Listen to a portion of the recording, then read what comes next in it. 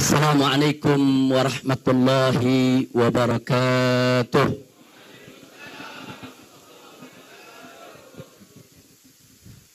Alhamdulillah. Alhamdulillahilladzi arsala rasulahu rahmatan lil alamin. Alhamdulillah. Alhamdulillahilladzi ja'ala nabiyahu khataman nabiyyin. Alhamdulillah. Alhamdulillahilladzi yaqulu fi haqqi sayyidil mursalin. Innallaha wa malaikatahu yusalluna 'alan nabi. Ya ayyuhalladzina amanu sallu 'alaihi wasallimu taslima. Allahumma wasallim wa barik alaihi wa ala alihi wa ashabihi. Ahiba'il kiram, jazakumullahu khairal jazaa ala ihtimamikum wal jamil. ففي هذه المناسبة السعيدة نقدم لكم جميعا جزيل الشكر وأحسن التقدير. وشرفتمونا ونورتمونا وفرحتمونا. شرفتم المكان ونورتم المجلس وفرحتم القلوب. فأسأل الله سبحانه وتعالى أن يبارك لنا ويبارك لكم وأن يتقبل ما في نيتنا أجمعين. آمين يا رب العالمين. Ahiba'il kiram, pada kesempatan ini untuk yang kesekian kalinya saya ingin menyampaikan ucapan berjuta terima kasih dan penghargaan yang tinggi kepada segenap umat Islam yang telah meluangkan waktunya, yang telah menunjukkan kepeduliannya, yang telah menyambut kepulangan saya sekeluarga. Teristimewanya untuk para habaib, para alim ulama, para kiai yang telah memotivasi, mendorong umat untuk ikut serta, yaitu di dalam penjemputan tersebut. Mudah-mudahan Allah memberikan ganjaran yang berlipat ganda kepada para habaibnya, para kiainya, para ulamanya, dan kepada segenap umat Islam. Jazakumullahu khairal jazaa.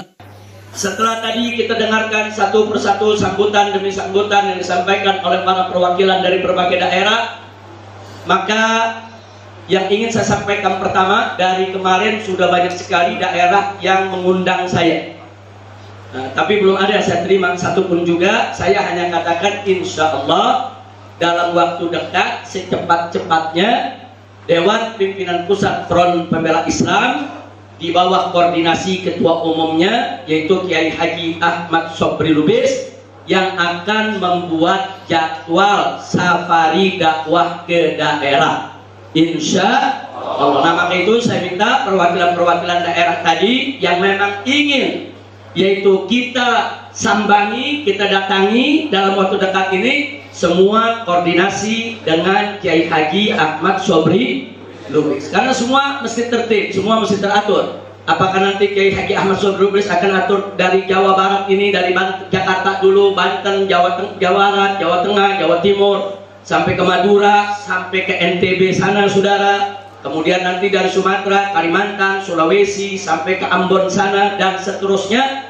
Insya Allah semua jadwal akan diatur dengan tertib, insya Allah. Maka itu saya minta maaf kepada mereka-mereka yang telah menghubungi saya dari kemarin, dari semalam, sudah bahkan dari sebelum saya pulang.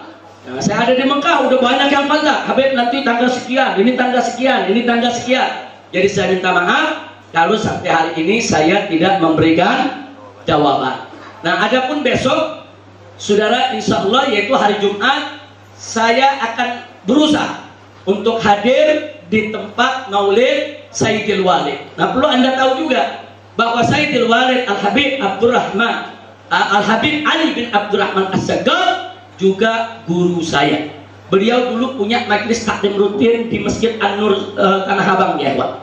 Rutin beliau mengajar di sana setiap yaitu malam Sabtu membuka tafsir, dan saya ketika itu masih SD, masih kelas 3 SD.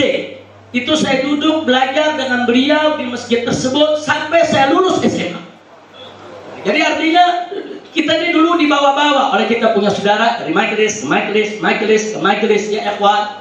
Nah sehingga kita punya guru banyak, tidak sedikit. Siapa guru-guru yang buka majelis, siapa guru-guru yang tablik ke sana kemari, siapa yang mengajarkan kita walaupun satu huruf, maka mereka adalah guru kita ya ikhwan. Nah apalagi Sayyidul Walid Al-Habib Ali bin Abdurrahman As-Segaf, luar biasa doanya, dukungannya, bahkan pada saat beliau datang ke Mekah, saudara, ketika umroh, luar biasa dukungannya, spiritnya, motivasinya sampai hari ini tidak pernah berkurang. Jadi kalau saya menyebutkan satu persatu, saya punya seks begitu banyak ya Pak. Saya tidak bisa sebutkan satu persatu. Ada seks di majelis, ada seks di tabligh, ada juga seks di universitas karena saya kuliah saudara, dan saya punya guru-guru besar di universitas juga tidak sedikit. Ada Syekh Abdul Fattah Abu Ghuddah, guru saya di bidang hadis. Ada Syekh Profesor Doktor yaitu Muhammad Rasul Aji, guru saya di bidang ilmu fikih dan usul. Kemudian ada Dr. Asy-Syahid Al-Alimul Allamah dari Lubnan, yaitu Dr. Subhi Soleh, guru saya di bidang ulumul Al-Quran. Dan mereka semua saya punya guru, baik yang di Indonesia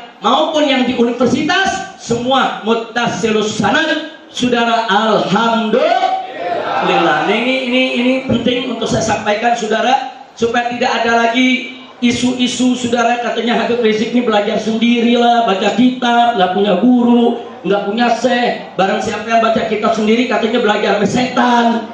Nah, jadi ini perlu kita kemukakan. Saya punya guru sangat banyak, saya punya syekh sangat banyak.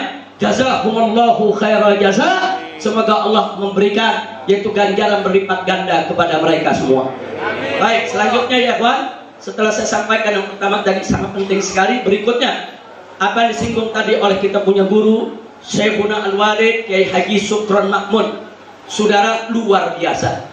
Beliau bukan sekedar memberikan nasihat kepada kita, tapi beliau tadi memberikan solusi untuk umat ya ikhwan. Ya, solusi yang terbaik untuk umat, untuk bangsa dan negara, untuk pejabat dan rakyat. Buka pintu dialog. Jadi kalau berbeda pendapat bukan main tangkap. Kalau berbeda pendapat, saudara, bukan orang ditersangkakan. Kalau beda pendapat, bukan orang dipenjarakan. Tapi kalau berbeda pendapat, duduk bersama, ayo dialog, ayo adu argumentasi. Apa kau punya argumentasi? Apa kau punya alasan? Apa kita punya argumentasi? Kita lihat siapa yang punya argumentasi yang kuat ya. Ini perlu dibuka pintu dialog semacam ini. Nah makanya kalau sekarang ada yang teriak-teriak rekonsiliasi, rekonsiliasi.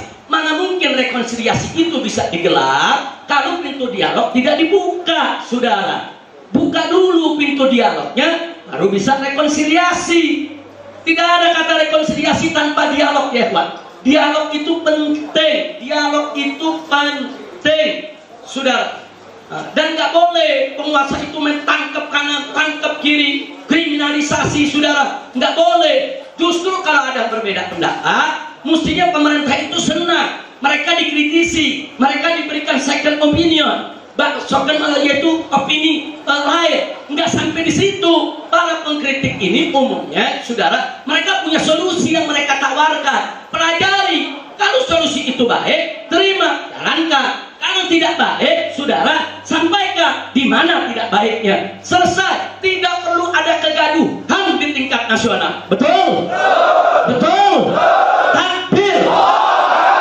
Saudara, bicara soal pintu dialog ini sudah pernah saya sampaikan pada saat kita melaksanakan tabligh akbar di Masjid Istiqlal sebelum Pilkada DKI, saudara. Setelah yaitu aksi 212. Aksi 212 di tahun 2016, kemudian di bulan Januari kita membuat aksi lagi yaitu 12 Januari.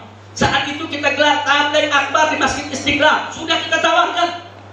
Kita sudah tawarkan. Kalau pemerintah mau duduk dengan para habaib, para ulama, kami siap 24 jam. Kapan? Di mana? Silakan. Tentukan tempatnya, tentukan waktunya, kami datang. Apa yang Anda mau tahu pendapat kami sampaikan. Apa yang Anda inginkan dari argumentasi kami sampaikan. Sudah kita buka dari tahun 2017. jawaban yang kita terima? Jawaban yang kita terima bukan pintu dialog dibuka, bukan rekonsiliasi yang dilaksanakan, justru yang kita dapatkan kriminalisasi ulama.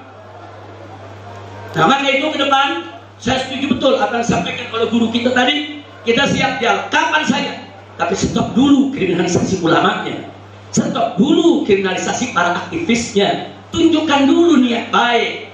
Oh, kalau mau dialog, mau rekonsiliasi, ahlan wa sahlan. Kita siap dialog, kita siap damai, kita siap hidup tanpa kegaduhan ya ikhwan. Tapi bebaskan dulu para ulama kita, bebaskan dulu para habaib kita, bebaskan dulu para tokoh kita. Masih banyak ulama-ulama kita saat ini yang menderita di penjara. Bebaskan Ustadz Abu Bakar Bashir yang sudah sepuh, saudara. Bebaskan Habib Bahar bin Smith yang dizalimi. Bebaskan Dr. Sahganda Nainggolan. Bebaskan Bapak Anton Permana. Bebaskan Bapak Jumhur Hidayat. Bebaskan dulu ya ikhwan. Bebaskan mereka. Bebaskan para buruh. Bebaskan para mahasiswa. Bebaskan para pendemo. Bebaskan para pelajar yang saat ini masih memenuhi ruang-ruang tahanan, saudara. Bebaskan dulu mereka. Tunjukkan niat baik. Tunjukkan ada keinginan yang baik, saudara. Nah, kalau Anda tunjukkan ada niat baik, itikat yang bagus, sudah kami sambut. Kita nggak perlu ribut. Kedepannya, ayo sama-sama kita berdialog. Insya Allah. Saya tanya semua di sini, anti dialog tidak? Anti dialog tidak? Siap berdialog? Siap berdialog? Siap berdiskusi? Takbir. Tapi dialog mesti punya syarat. Nah, soal nanti dalam dialog pemerintah inginnya apa dari umat? Sampaikan. Sampaikan apa yang pemerintah mau dari umat, apa yang pemerintah mau dari para habaib, dari para ulama. Sampaikan, kami dengar. Anda mau bicara 3 jam, 4 jam, 5 jam, 12 jam, kami siap dengar. Tapi setelah Anda bicara, dengar juga yang kita bicara. Ya kan yang namanya dialog kan bukan monolog. Kalau monolog dari satu pihak yang bicara. Kalau dialog harus ada dari dua belah pihak. Bicara, silakan. Nanti kita dengarkan apa keinginan pemerintah. Nanti kita sampaikan apa keinginan umat, saudara. Kan umat ini kan melapornya ke ulama. Umat ini kan lapornya ke kiai. Kan kiai dan ulama yang berinteraksi langsung dengan masyarakat yang ada di bawah. Ulama yang paling tahu tentang keinginan masyarakat. Ulama yang paling tahu tentang kemauan daripada masyarakat ya, saudara. Nah, nanti ulama akan menyampaikan masyarakat tuh keluhannya begini, rakyat tuh maunya begini. Nah, di mana salahnya? Kalau ada salah, luruskan. Itu yang namanya dialog, saudara. Nah, kalau dialog ini sudah dibuka, baru bisa mewujudkan rekonsiliasi. Dari mana adanya rekonsiliasi kalau tanpa dialog? Dan bagaimana kita mau dialog kalau kriminalisasi ulama masih berjalan? Ini saya belum apa-apa, belum pulang aja. Nanti Habib Rizik akan kita buka lagi kasusnya. Wow. Ini apa-apaan? Saudara, jangan buka kasus yang tidak ada. Itu kasus-kasus yang dilaporkan oleh masyarakat, penistaan agama, penistaan ulama. Kenapa kau nggak periksa dulu? Itu kenapa Denny Siregar dibiarkan? Kenapa Ade Armando dibiarkan? Kenapa Abu Janda dibiarkan? Kenapa Guntur Romli dibiarkan? Tegakkan keadilan. Siapa saja yang salah, proses. Betul? Betul? Nggak bisa, ini nggak boleh dibiarkan, saudara, ketidakadilan semacam ini. Kelompok saudara yang tidak disukai pemerintah dicari-cari kesalahannya, diproses. Sementara kelompok yang menjilat pemerintah, saudara, dibiarkan mereka melakukan kesalahan. Nggak boleh, ini dibiarkan, nggak boleh. Ini bisa menjadi bom waktu yang setiap saat bisa meledak. Dan kalau Anda tidak mau ada revolusi berdarah, kalau tidak mau ada yaitu revolusi sosial masyarakat, saudara, ya perbaiki. Ulama selalu memberikan kesempatan, ayo sama-sama kita perbaiki. Nah, baiklah, sebagai penutup ya kawan, dari persoalan ini saya ingat, saudara, tadi penutup daripada ceramah Kiai Haji Supran Makmun begitu indah. Beliau bicara soal keadilan. Saudara, keadilan ini kunci, saudara. Keadilan ini magnet yang bisa menyerap, menarik rahmat Allah Subhanahu wa Ta'ala. Sebaliknya, ketidakadilan itu bisa mengundang adab. Ketidakadilan itu bisa mengundang musibah dan bencana, sudah. Dari mana saya bisa bicara begini? Yang bicara seperti ini bukan saya, tapi Nabi kita tercinta, Sayyidul Anbiya wal Mursalin, Nabi Muhammad alaihi wasallam. Suatu ketika, saudara, ada seorang perempuan dari kalangan terhormat dari Bani Makhzum, bagian dari suku Quraisy, terlibat dalam kasus pencurian. Kemudian Nabi memutuskan dengan hukum Allah Subhanahu wa ta'ala bahwa si perempuan tadi, sekalipun kedudukannya terhormat, sekalipun berasal dari keluarga terhormat, tetap harus dipotong tangan. Kemudian ada segelintir sahabat resah, saudara. Bukan tidak terima putusan Allah, resah bukan tidak terima putusan Nabi, tapi mereka tahu, saudara, bahwa apa yang keluar dari mulut Nabi itu juga merupakan hukum, sehingga mereka masih berharap, yuk lobi Nabi, yuk deketi Nabi, yuk bicarakan dengan Nabi, siapa tahu ada dispensasi. Karena kalau ada dispensasi dari Nabi, berarti itu hukum. Diutuslah. Siapa yang diutus salah seorang sahabat? Yang diutus bukan sembarang orang, yang diutus adalah anak, yaitu anak daripada anak angkat Nabi alaihi salatu wassalam, yaitu Usamah bin Zaid bin Harithah radhiyallahu ta'ala anhu. Oh, Nabi sayangnya sama Usamah luar biasa. Nabi perlakukan seperti cucu sendiri, seperti Sayyidina Hasan dan Sayyidina Husain, saudara. Nabi pangku, Nabi peluk, Nabi cium, saudara, semenjak kecil. Nah, begitu dewasa, orang inilah yang diutus untuk melobi Nabi, saudara. Apa masih bisa perempuan ini diberikan dispensasi, jangan dipotong tangan, berikan hukum yang lain, tapi tangannya jangan dipotong, karena sukunya, keluarganya Quraisy akan malu, saudara. Nah, ini namanya melobi. Nggak salah, sahabat nggak salah melobi Nabi, saudara. Kenapa saya katakan nggak salah? Karena mereka tahu kalau Nabi setuju itu jadi hukum, karena Nabi merupakan sumber hukum. Tapi akan terjadi. Begitu datang kepada Nabi, menyampaikan maksudnya, saudara. Pertama waktu datang disambut oleh Nabi. Nabi gembira, wajahnya cerah, senyum. Saudara, disambut kedatangan Usamah di rumahnya. Kemudian dipersilakan oleh Nabi duduk di dekat. Ngobrol luar biasa indah. Karena memang Nabi cinta kepada Usamah, saudara. Singkat cerita, Usamah mencari-cari kesempatan kapan kira-kira yang tepat bicara kepada Nabi. Begitu lihat Nabi sudah senang, Nabi cerah, Nabi senyum, Nabi tertawa, baru Usamah mencoba masuk ke hajat utamanya, saudara. Begitu mulai cerita hajat utamanya, minta keringanan, saudara, kecerahan muka Nabi hilang, saudara. Senyum Nabi hilang, saudara. Yang tadinya Nabi senyum, cerah, hilang, saudara. Nabi dengarkan dengan seksama apa yang diminta, saudara. Setelah selesai Usamah bicara, apa kata Nabi? Ya Usamah, atasfa'u fi haddin min hududillah. Hei Usamah, kau ingin memberikan pertolongan kepada suatu hukum yang sudah ditetapkan oleh Allah. Jadi Nabi kasih kabar, ini udah ketetapan Allah, nggak bisa dirubah, dan nggak boleh saya ubah. Apa kau mau ubah ini ya Usamah? Ditegur oleh Nabi. Sudah. Tapi setelah itu Nabi kumpulkan semua sahabat. Ya Usamah, kumpulkan semua di masjid Nabi, sudah. Semua sahabat kumpul di masjid Nabi. Setelah kumpul, Nabi menyampaikan kepada sahabat. Kata Nabi, ada sekelompok orang, Nabi nggak sebut nama, ini indahnya Nabi, sudah. Kata Nabi apa? Ada sebagian dari kamu yang mencoba untuk mendekati saya, untuk memberi keringanan hukuman kepada perempuan Quraisy, perempuan Bani Makhzum yang mencuri tadi. Lalu apa Nabi katakan? Ini yang dicatat dalam sejarah, ini sumber keadilan yang luar biasa, saudara. Nabi mengatakan kepada seluruh sahabat yang hadir, Nabi sampaikan, innama halaka man kana qablakum, sesungguhnya umat sebelum kamu dulu binasa, hancur, saudara, mendapat bencana, musibah, Allah hancurkan mereka. Karena apa? Idza saraka fihimus syarif tarukuh. Kalau ada orang yang terhormat di tengah-tengah mereka, mereka enggak hukum, mereka biarkan, mereka lepaskan, enggak hukum, saudara.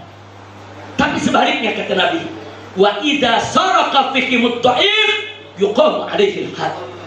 Tapi kalau ada orang lemah, wong cilik, orang kecil yang nggak punya kedudukan, saudara, mereka bersalah, yuqam alaihil haq, ditegakkan atas mereka ketetapan hukum, ditetapkan hukum yang berat atas mereka. Masya Allah, ini Nabi udah kasih kabar, hati-hati, hati-hati. Kalau di tengah-tengah kita sudah tidak adil seperti itu, saudara. Satu kelompok salah dibiarkan, bahkan dilindungi. Kelompok lain yang tidak disukai, saudara, enggak salah aja disalahkan. Apalagi kalau salah, ya kawan. Kalau sudah begini yang terjadi, apa kata Nabi? Innama halaka man kana qablakum. Halak, kata Nabi, binasa, hancur itu bangsa. Nah, sekarang saya mau tanya, saudara, di Indonesia mulai terjadi tidak? Ada kelompok yang kalau saya salah dibiarkan? Ada kelompok yang kalau salah dibiarkan? Ada kelompok yang kalau salah dihukum? Ada kelompok yang gak salah disalah-salahin? Ada tidak? Ada tidak? Kalau begitu saya tanya, itu adil tidak? Adil tidak? Jadi Nabi tadi mengatakan kalau tidak adil itu, saudara, apa yang akan terjadi? Hancur. Sekarang saya mau tanya semua, mau Indonesia hancur? Mau Indonesia binasa? Mau Indonesia mendapatkan aneka ragam bencana dan musibah? Na'udzubillah min dzalik. Ini nggak boleh dibiarkan. Jadi dari hadis ini kita mendapatkan informasi nabawi, informasi yang bukan lagi asatut nih, bukan lagi akurat, super akurat, sumber hukum, saudara. Informasi dari Nabi yang nggak pernah meleset. Wa ma yantiqu 'anil hawa in huwa illa wahyuha.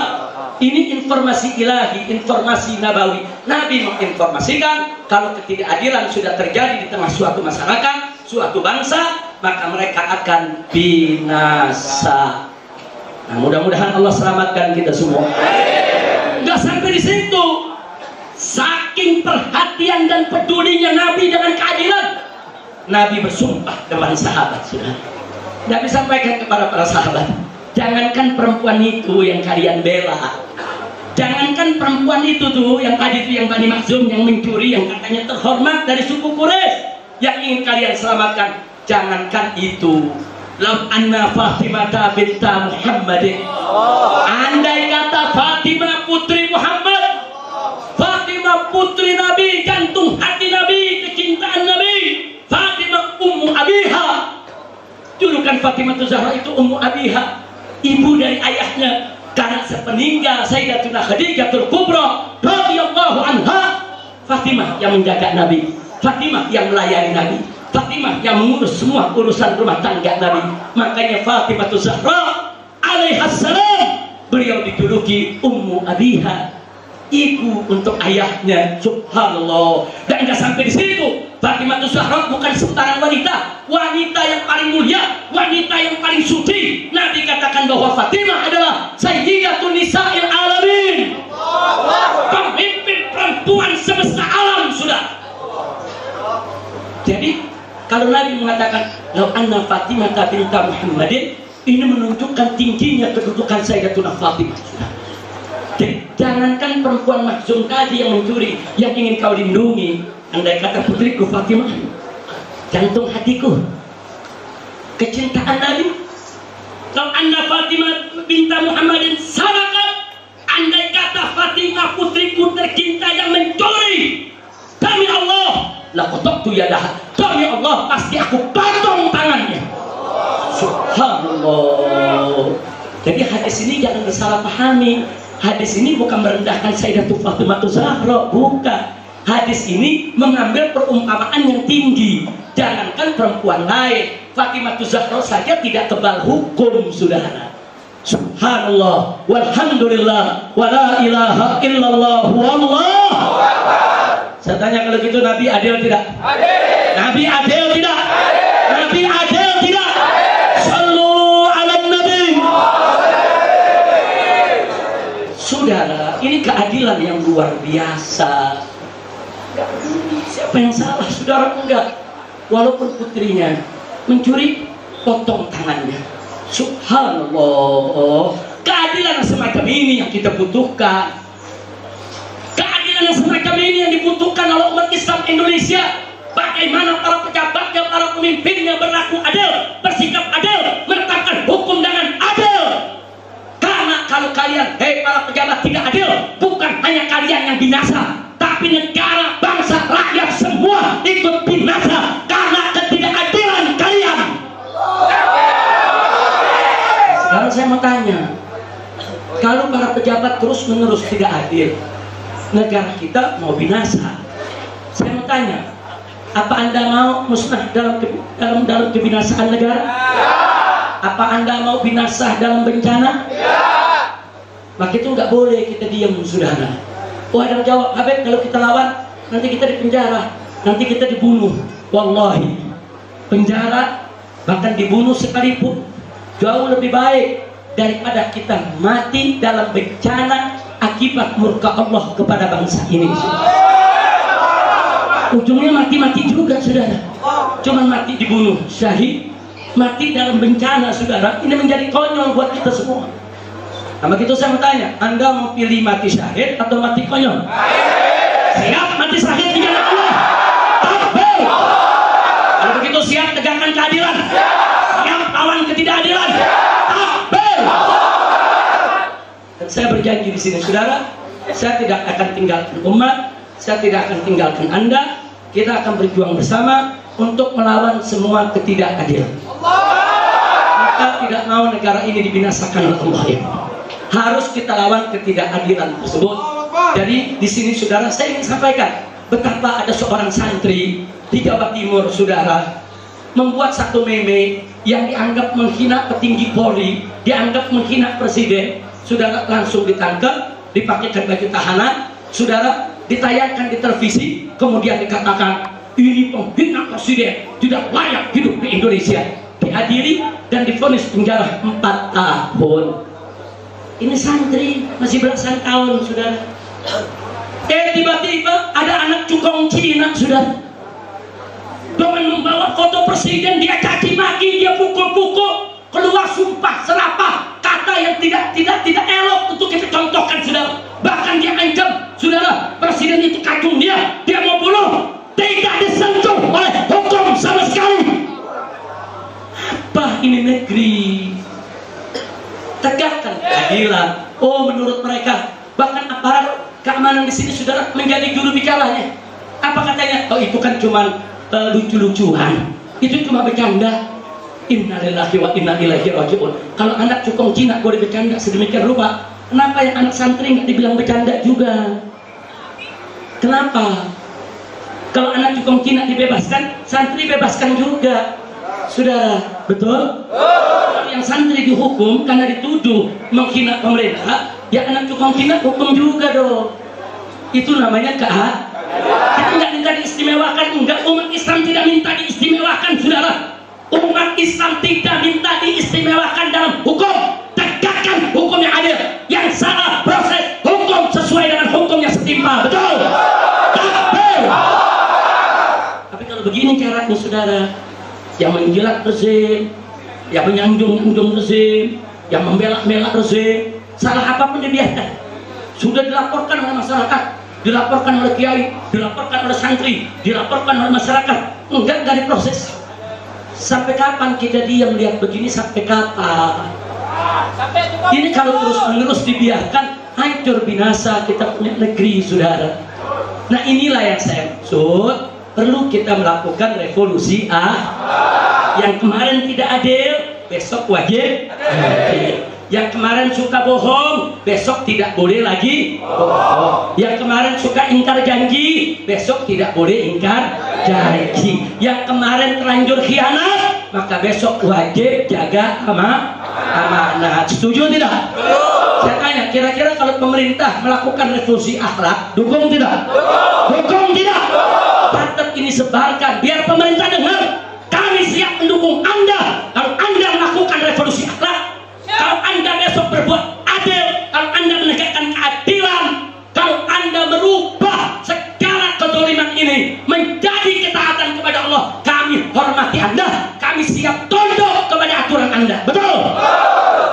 Kalau Anda tidak adil, gelombang manusia, gelombang rakyat dari Sabang sampai Merauke akan melawan segala ketidakadilan Anda. Takbir! Takbir! Sallu ala Nabi. Ingat, saudara, suara kebenaran tidak bisa dibungkam. Enggak bisa dibungkam. Walaupun mereka berupaya untuk membungkam suara kebenaran tersebut akan masuk, saudara, ke celah-celah rumah umat, akan masuk ke telinga-telinga yang mendengar, saudara, akan masuk ke relung-relung hati umat, saudara. Dan suara kebenaran itu, saudara, akan menjadi modal umat untuk menggerakkan semangatnya berjuang untuk melawan segala ketidakadilan. Itu saya tanya sekali lagi, siap revolusi akhlak? Siap revolusi akhlak? Siap melawan ketidakadilan? Maka itu saya minta semua dimanapun Anda berada, ini hadir dari berbagai daerah, jangan biarkan kedoliman terjadi di wilayah Anda. Jangan. Kalau ada yang bersalah, siapa mau proses? Kalau santri diproses, kenapa anak tukang Cina nggak diproses? Proses sama-sama, saudara. Kita sama-sama warga negara Indonesia, sama-sama tidak kebal hukum. Baik. Kira-kira jelas tidak? Jelas tidak? Baik. Sampai di sini ini yang ingin saya sampaikan. Sekali lagi, tidak adil itu berbahaya. Makanya para ulama Ahlus Sunnah wal Jamaah menganjurkan kepada khotib-khotib Jumat, kalau khutbah Jumat, penutup khutbah Jumat, agar mengamanatkan umat. Innallaha ya'muru bil adli wal ihsan. Kita dengar setiap hari Jumat, saudara. Ini luar biasa Ahlus Sunnah wal Jamaah. Kenapa itu dicantumkan, saudara? Walaupun itu bukan syarat Jumat, bukan rukun Jumat, tapi dicantumkan dan diamalkan, saudara, oleh ulama-ulama Ahlus Sunnah di seluruh dunia. Kenapa? Untuk mengingatkan yaitu umarok, untuk mengingatkan ulama, untuk mengingatkan rakyat bahwa keadilan adalah perintah Allah. Dan jangan lupa al-adlu lil jami', justice for all. Keadilan itu untuk semua, saudara. Tidak boleh ada satu manusia pun yang diperlakukan tidak adil. Apapun agamanya, apapun sukunya, keadilan bukan hanya untuk umat Islam, saudara. Keadilan untuk semua manusia, bahkan untuk semua makhluk Allah Subhanahu wa ta'ala. Kita mesti adil terhadap binatang sekalipun, kita mesti adil terhadap pohon, kita mesti adil terhadap lingkungan, apalagi terhadap umat manusia. Wajib untuk kita bersikap adil. Siap bersikap adil? Siap tegakkan keadilan? Takbir! Takbir! Sallu ala nabi. Nah, inilah kita maksud dengan revolusi akhlak yang ada. Enggak, kita enggak peduli ya kawan, apapun resikonya. Resikonya paling tinggi mati. Paling tinggi apa? Orang berjuang mati, yang enggak berjuang mati. Orang sakit mati, yang enggak sakit mati. Orang kena corona mati, nggak kena corona mati. Mati, yang ditembak mati, yang nggak ditembak mati. Yang dimusuhi rezim mati, yang nggak dimusuhi mati. Yang miskin mati, yang kaya mati. Ini nggak usah takut ya, kawan. Mati itu, dan mati itu bukan akhir segalanya, bukan. Mati itu awal kehidupan kita di alam akhirat, saudara. Untuk mempertanggungjawabkan segala amal kita di dunia ini. Maka itu kepada para pejabat Indonesia, ingat, besok Anda juga akan mati, bukan kami aja yang mati. Anda akan ditanya kenapa bohong, kenapa ingkar janji, akan ditanya kenapa khianat, kenapa tidak amanat. Nah, mumpung hayat masih dikandung badan, kami aja. Ayo kita ajak revolusi akhlak. Tubu ilallahi taubatan. Alhamdulillah. Kira-kira saya sampaikan di sini jelas tidak? Jelas tidak? Takbir! Dan betul yang disampaikan Kiai Haji Syukron Makmun tadi, saudara. Posisi ulama itu bukan oposisi. Posisi ulama bukan oposisi, tapi posisi ulama melakukan amar ma'ruf nahi. Lo apa bedanya Habib antara oposisi dengan ulama? Ada beda. Oposisi, saudara, seringkali, walaupun tidak semua, tapi seringkali memposisikan diri, segala keputusan pemerintah baik atau tidak baik, saudara, dia protes, dia serah. Jadi putusan pemerintah yang sudah baik pun kadang-kadang diprotes juga. Itu oposisi, saudara. Tapi kalau ulama enggak, putusan pemerintah bagus, ya kita apresiasi, kita hargai, kita terima kasih, kita doakan, betul? Tapi keputusan yang tidak baik, yang merugikan rakyat, yang merusak agama, yang bisa menghancurkan menghancurkan negara, wajib untuk kita kritisi. Takbir. Itu saya tanya, kalau gitu posisi ulama mulia tidak? Mulia tidak? Mulia tidak? Nah, jadi ulama ini lebih tinggi dari oposisi, sudah. Lebih tinggi dari oposisi. Kenapa? Karena mata ulama jeli. Dengan ilmunya aja jeli. Oh, ini keputusan bagus, apresiasi. Oh, ini keputusan jelek, kritisi. Dan ulama tidak akan pernah mundur dari itu. Enggak, saudara. Jadi ulama yang asli, ini kalau kita cerita tadi Kiai Sukron nih, mengingat nama Kiai Haji Munawir asli. Ulama yang asli. Nah, ulama ada dua, ada asli, ada ulama-ulamaan. Ada ulama-ulamaan. Lalu maksudnya apa? Ulama-ulamaan yang ngajak umat ke sorga-sorgaan. Karena kalau ulama asli ngajak umat ke sorga siap ikut ulama asli? Takbir. Nah, jadi sekali lagi, ulama yang asli berada di atas semua pihak, saudara. Di atas pemerintah, di atas oposisi, di atas partai, di atas seluruh komponen bangsa. Ulama itu harus jadi guru bangsa. Ulama itu harus jadi penasehat utama. Ulama itu, saudara, harus selalu menjadi pengontrol segala kebijakan pemerintah untuk melindungi seluruh rakyat, apapun agama, budaya, dan bahasanya. Sekali lagi saya tanya, kalau gitu kedudukan ulama mulia tidak? Mulia tidak? Takbir. Maka itu jangan suka merendahkan ulama. Allah katakan dalam Al-Quran, yarfa'illahu alladhina amanu minkum walladhina utul ilma darajat. Nah, baiklah ya kawan, akhirnya sebagai penutup saya ingatkan, sebelum NKRI lahir, sebelum nama Indonesia ada, sebelum Indonesia merdeka, saudara, sebelum jauh, sudah, sebelum ada partai-partai, sebelum ada tentara, sebelum ada polisi, buka sejarah. Siapa yang melawan penjajah, saudara? Yang melawan penjajah adalah ulama dan santri. Saudara, saya kasih contoh beberapa pondok pesantren. Di Sumatera itu ada pondok pesantren Mustofawiyah. Itu umurnya sudah ratusan tahun, saudara. Sebelum Indonesia lahir. Di Jawa Timur ada pondok pesantren Sidogiri, saudara. Itu umurnya kalau tidak salah sudah hampir 300 tahun, saudara. Sebelum ada Indonesia. Pondok pesantren Tambak Beras 200 tahun, pimpinan usaha, salah satu pendiri NU yang mendirikan pondok pesantren Tambak Beras, ya. Artinya kalau 200 tahun, duluan mana? Pesantren apa Indonesia? NKRI apa Indonesia? NKRI atau pesantren? Pejabat yang sekarang atau kiai?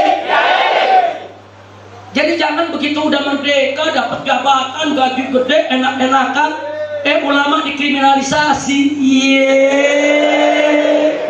Jadi keluar lagi dah tuh, ya. Udah kangen 3 tahun setengah nggak keluar. Takbir.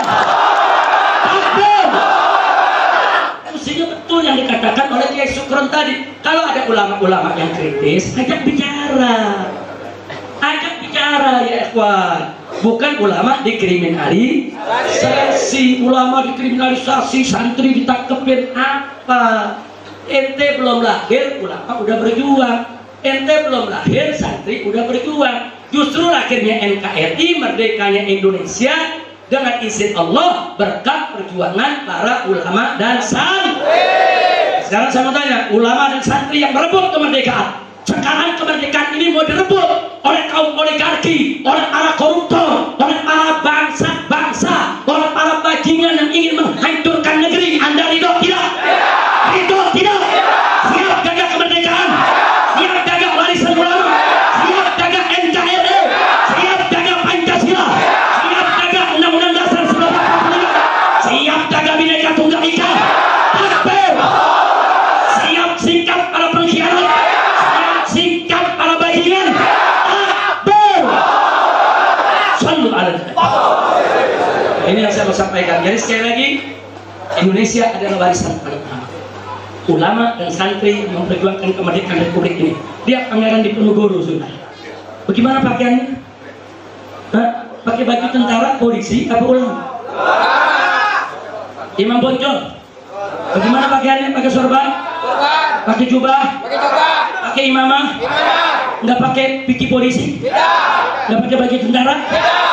Loh kenapa? Karena belum ada tentara polisi lahir belakang. Bahkan yang mendirikan tentara, saudara, Panglima Besar Jenderal Sudirman. Siapa dia? Ustadz Madrasah Ibtidaiyah. Subhanallah, sallu ala nabi. Jadi yang diriin TNI siapa? Ustadz Madrasah Ibtidaiyah. Saudara, coba lihat. Jadi jangan remehkan, jangan sekali-kali meremehkan daripada jasa para ulama. Betul? Itu saya sampaikan sekali lagi kepada pemerintah. Kita ajak, ayo pemerintahan Jokowi saat ini. Kami para habaib, para ulama mengajak Anda dengan jajaran Anda, menteri-menteri Anda, semua pejabat negara ini. Ayo kita revolusi akhlak, kita perbaiki. Apa yang sudah berlalu baik kita anggap sudah berlalu, tapi ke depan ini harus semua berubah. Yang kemarin bohong, besok nggak boleh bohong lagi. Yang kemarin khianat, besok nggak boleh khianat lagi. Yang kemarin ingkar janji, besok nggak boleh ingkar janji lagi. Yang kemarin ulama dikriminalisasi, besok tidak boleh lagi mengkriminalisasi ulama. Yang kemarin pembiaran terhadap penodaan agama, penghina agama dibiarkan dilindungi, besok nggak boleh ada penoda agama yang dibiarkan. Betul? Setuju? Saya tanya, kalau pemerintahan Jokowi melakukan itu, saudara, kita senang tidak? Setuju tidak? Setuju tidak? Takbir! Jadi benar yang tadi dikatakan Kiai Sugro, kita bukan musuh negara, bukan. Kita bukan musuh Jokowi, bukan musuh tentara, bukan musuh polisi. Kita musuh ketidakadilan, sudah. Siap jadi musuh ketidakadilan? Siap jadikan ketidakadilan sebagai musuh bersama. Takbir! Salatullah salamullah ala taha rasulillah. Salatullah salamullah ala yasin habibillah. Salatullah salamullah ala taha rasulillah.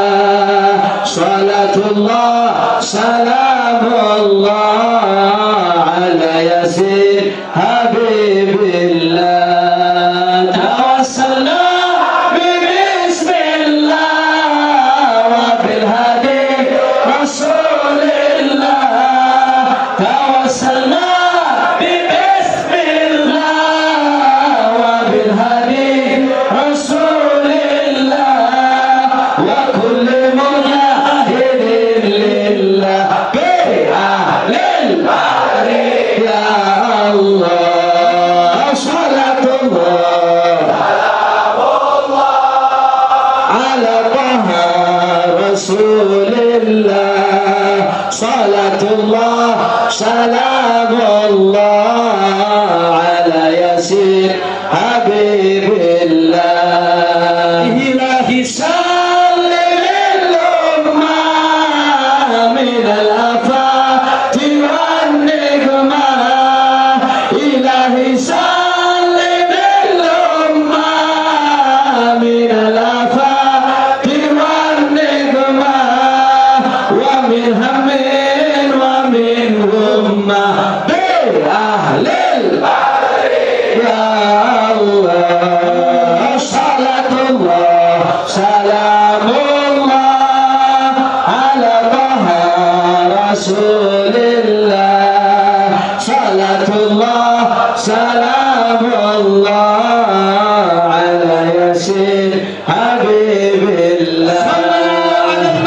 Allahumma shalli alaihi. Itu saja yang saya sampaikan ya kawan. Terima kasih. Saya tidak berpanjang lebar lagi karena memang hari-hari ini sangat melelahkan, tapi nikmat. Lelah tapi bukan hanya nikmat juga barokah. Dan alhamdulillah semalam Saudara Gubernur Jakarta DKI Anies Baswedan datang dengan rombongannya. Kita berbincang, bersilaturahmi, dan sore ini, malam ini juga masih banyak tamu mau datang. Bahkan malam nanti ada dari Dewan Pimpinan PKS ya kawan, Dr. Salim Al-Jufri dengan jajarannya. Dr. Habib Salim Al-Jufri juga akan datang kemari malam nanti. Jadi memang tamu bergantian bergiliran. Nah, saya ucapkan terima kasih kepada para tamu semua, dan saya mohon maaf kalau banyak kekurangan dalam penerimaan tamu, pelayanan tamu, atau ada yang datang dari daerah belum sempat salaman, belum sempat lebih dekat lagi, tolong dimaklumi. Jadi setelah acara ini kita tutup, kami minta Syukron Makmun, Gus Aam, begitu juga di sini ada Gus Koyum, saudara. Gus Koyum ini juga orang tuanya, kakeknya juga salah satu pendiri NU, saudara. Jadi Gus Koyum, Gus Aam ini keluarga besar pendiri NU. Dan Kiai Syukron Makmun nggak ada yang nggak kenal, saudara. Ini sepuhnya NU, saudara. Diakui atau tidak diakui secara struktural, beliau orang tuanya NU, saudara. Jadi kalau ada mengatakan FPI anti NU, saudara, itu fitnah, bohong. Sekali lagi, kita bukan musuh pemerintah, juga kita bukan musuh NU, kita musuh kezalimah. Nah, kita bukan musuh NU. Kalau aliran Nusantara, iya, itu musuh kita, saudara. Aliran Nusantara tahu? Disingkat? Disingkat? Kok tahu dong? Kirain udah lupa. Ternyata pelajarannya melekat juga. Nah, kalau bicara aliran Nusantara yang liberal, Kiai Syukron nggak usah cerita, saudara. Sudah puluhan tahun di atas mimbar selalu berbicara tentang bahaya liberalisme, saudara. Nah, jadi kami bukan musuh NU, bukan. Kami musuh kesesatan, kami musuh kezaliman, kami musuh kemuntahan. Itu usaha, lanjutkan perjuangan Anda dan kawan-kawan yang ingin menyelamatkan Nahdlatul Ulama dari pemikiran-pemikiran yang sesat dan menyesatkan, yang ingin menyelamatkan Nahdlatul Ulama untuk menjadi Jam'iyatun Mubarakah. Saya dan seluruh keluarga besar Front Pembela Islam, bahkan seluruh umat Islam yang ada di Indonesia mendukung upaya kiai-kiai NU untuk menyelamatkan Nahdlatul Ulama. Takbir! Takbir! Takbir! Takbir! Sallu ala Nabi. Nah, itu saja yang bisa saya sampaikan. Tolong habis ini saya minta maaf. Sekali lagi minta maaf. Tidak ada selaman-selaman, saudara. Jadi masing-masing nanti bisa kembali ke rumahnya dengan tenang, dengan tertib, bil akhlakul karimah. Dan kalau ada yang mau kumpul lagi, besok pagi ada maulid di Habib Hamid Alka jam 9 pagi. Insya Allah saya akan hadir, yaitu di Pondok Rangon, Jakarta Timur. Saudara, dekat markas TNI di Cilangkap, daerah sana. Insya Allah besok jam 9 pagi. Jadi kalau ada tamu-tamu yang mau datang besok pagi, saya tidak ada di rumah. Saya tidak ada di rumah. Jadi kita akan mulai besok untuk dakwah maulidnya, insya